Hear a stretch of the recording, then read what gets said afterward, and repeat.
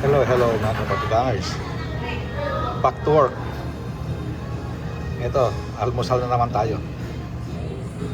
Walang kamatayang brewed coffee na walang halong biro at saka yung walang kamatayang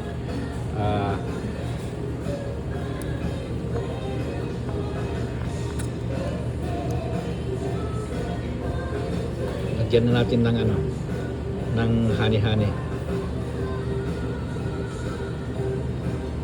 para makaumpisa ng kumain ng almusal. Kumuha rin ako ng isang maliit lang yan, yung dessert na yan. Maliit lang yan, parang tikim-tikim lang. Okidoki na. Okidoki, bye bye. Kainan na.